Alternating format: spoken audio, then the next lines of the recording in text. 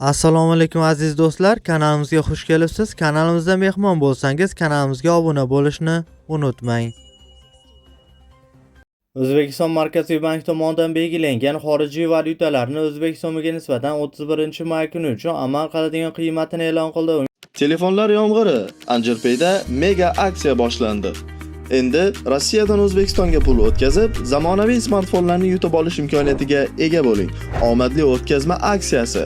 Har $100 naqd pul o'tkazmasi uchun sizga bitta anjir beriladi. Qanchalik ko'p anjir yig'sangiz, yutish imkoniyatingiz ham shunchalik oshadi.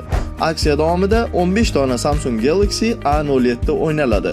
Har 10 kunda jonli efir orqali g'oliblar aniqlanadi.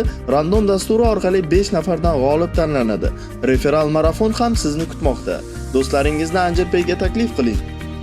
Reytingda yuqoriga ko'tariling va quyidagi sovrinlardan birini qo'lga kiriting. iPhone 13, Samsung Galaxy A37, Redmi Note 15 Pro.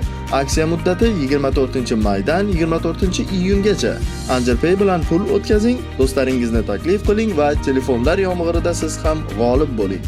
Bunga ko'ra dollarning rasmiy kursi 4.11 so'mga ko'tarilib, 1 AQSh dollari 12001 so'm tashkil etdi. Bundan ko'rinadiki, 100 AQSh dollari 1.200.000 so'mga teng bo'ldi. Yevro kursi esa 6 so'mga ko'tarilib, 1 yevro 13973 so'm tashkil etdi. Bundan ko'rinadiki, 100 yevro 1.397.386 so'mga teng bo'ldi.